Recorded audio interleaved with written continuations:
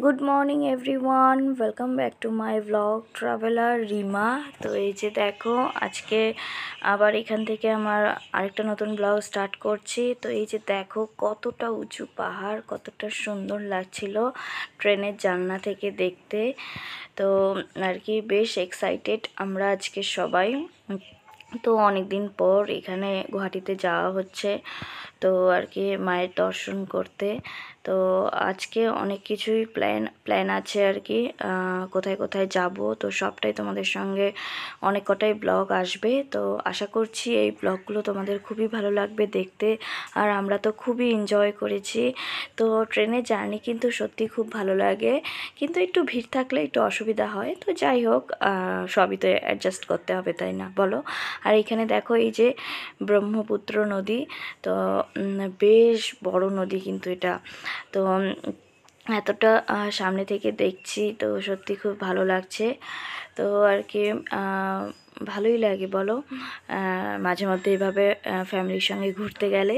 তো আমাদের তো বেশি ঘুরতে যাওয়া হয় না, তো যাই হোক যতটা যাওয়া হয় ততটাই আর কি ভালো লাগে। তো তোমাদের জন্য তো সবই থাকবে ব্লগে। তো একটা ব্লগে তো সব কিছু দেখানো সম্ভব না, তো কয়েকটা ব্লগ আসবে। তো দেখো তোমরা সবাই, আশা করছি ভালো লাগবে। তো এখানে দেখো বোটও ছিল। তো এখন আর কি আমরা পৌঁছেই যাব প্রায়। Hello everyone, good morning. তো এই যে দেখো এখন আমরা চলে এসেছি কামাখ্যা।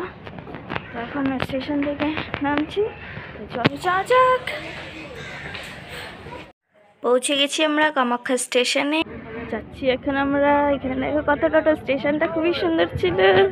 আছি দিদি আর আমি এখন বেরিয়ে পড়েছি স্টেশন থেকে।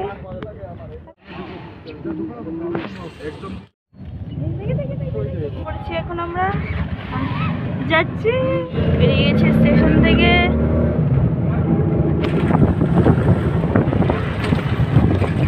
মন্দিরের রাস্তায় এসে গেছি। এটা নাকি আর দূরে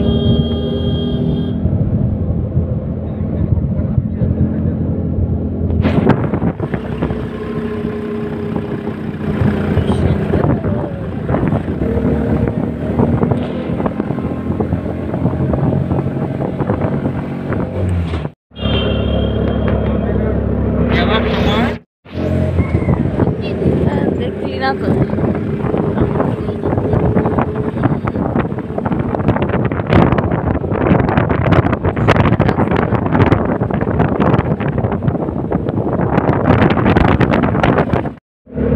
বিশাল বড় বড় পাথর না, তো পাথরগুলো দেখছো। হ্যালো এভরিওয়ান, তো এই যে দেখো আমরা এই জাস্ট মা কামাখ্যা মন্দিরে পৌঁছে গেছি। তো এখন এই যে মন্দিরের দিকে এখন যাচ্ছি। তো এখন এই আমাদের অটোটা দিকে নামিয়ে দিয়ে গেল, তো এখন আর কি বেরোচ্ছি। তো আমাদের পৌঁছতে পৌঁছতে প্রায় কটা বাজে, 11টা হবে হয়তো। তো এই যে দেখো এখন মন্দিরের সিঁড়িগুলো স্টার্ট হচ্ছে এখান থেকে। তো এখন সিঁড়ি দিয়ে কিছুক্ষণ আর কি হেঁটে উপরে যেতে হবে। তো এটা কিন্তু বেশ খানিকটা অনেকটাই উঁচু পাহাড়ে অবস্থিত আর কি মন্দিরটা। তো আমরা গাড়ি দিয়ে কিন্তু অনেকটা উপরে এসেছি, এটা একদম পাহাড়ে এই মন্দিরটা আছে। তো তোমরা সবাই হয়তো জানো কিছুটা যে এই মন্দিরের ব্যাপারে। তো আমাকে আর নতুন করে কি বলবো। তো যাই হোক, এখানে আর কি মা কামাখ্যার জর্নিটা পড়েছিল, তাই আর কি এখানে তারপর থেকে মন্দিরটা তৈরি করা হয়েছে। তো এখানেই পুজো করা হয় অনেক বছর ধরে, এইখানে মা কামাখ্যা দেবীর পুজো করা হয়। তো এই মন্দিরে প্রায় সব জায়গা থেকেই লোকজন এসে থাকে পুজো করার জন্য, মায়ের দর্শন করার জন্য। তো এখানে কিন্তু প্রচুর লম্বা লাইন ধরতে হয় মায়ের পুজো করার জন্য। তো আমরাও আর কি ভেতরে একটু নমস্কার করে আসলাম। তো আজকে তো পুজো দেওয়াটা হয়নি, কারণ এখানে অনেক ঘন্টা লেগে যায় আর কি, লাইনে দাঁড়িয়ে থাকার পর পুজো করতে হয়। তো এখানে টিকিট আছে।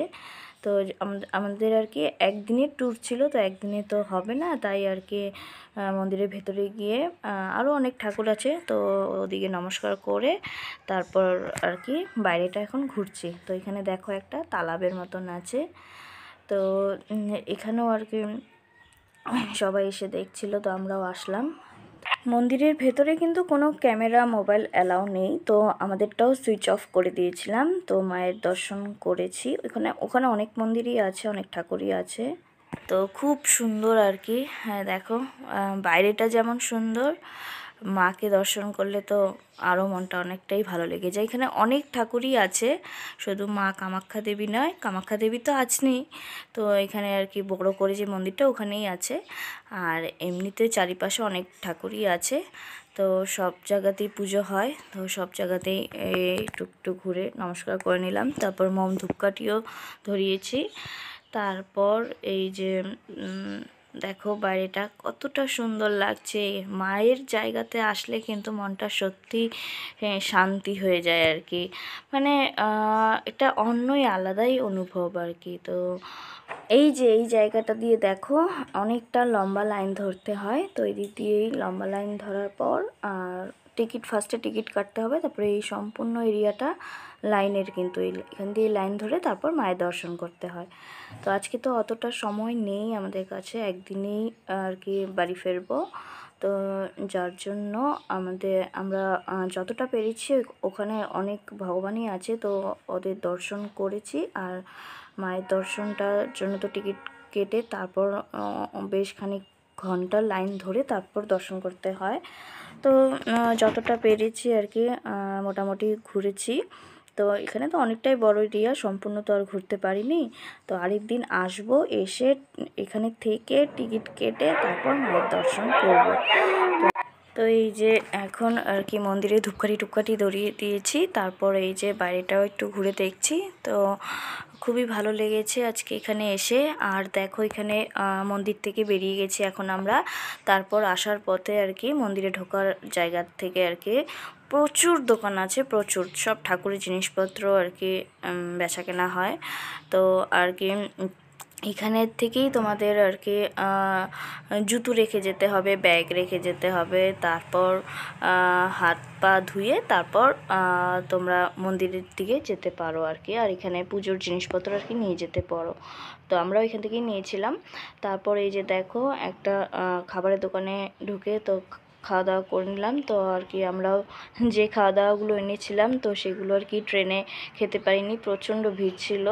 তো ভালোই হয়েছে, কিছু খাইনি। সকালে চান টান করে একদম উপোস থেকেই এসেছি, ঠাকুরের দর্শন করেছি, ধূপকাঠি মম ধরিয়েছি, তারপর এখানে একটু খাওয়া দাওয়া করলাম। তো বাড়ি থেকে মিষ্টি আনা হয়েছিল ওগুলো। আর তারপর দেখো দোকানপাটও আছে, তো ওগুলো জিনিসপত্র আর কি দেখছিলাম। তো এখান থেকেও কিছু কেনাকাটা হয়েছে। তারপর আমরা আরও কয়েকটা দোকানে গেছিলাম। দেখো এখানে মূর্তিগুলো কতটা সুন্দর। তো এখন আর কি এখান থেকেও বেরিয়ে আরেকটা ডেস্টিনেশনে যাব। তো সবই থাকবে নেক্সট ব্লগে নিয়ে। তো তোমাদের কেমন লাগছে আমার ব্লগ দেখতে অবশ্যই আমাকে কমেন্ট করে জানিও। তো এখানের শো পিসগুলো দেখো কতটা সুন্দর, কাঠের প্রচুর জিনিসপত্র বানানো ছিল। গণেশ ঠাকুর আছে, তারপর এই হরিণের মাথা আছে, তো দারুণ খুব লাগছিল আর কি দেখতে। আজকের ব্লগটা আমি এখানেই শেষ করছি, আবার আসবো নতুন একটা ব্লগ নিয়ে। সবাই তোমরা ভালো থাকবে, সুস্থ থাকবে, আর প্রে করবে আমরাও যাতে ভালো থাকি।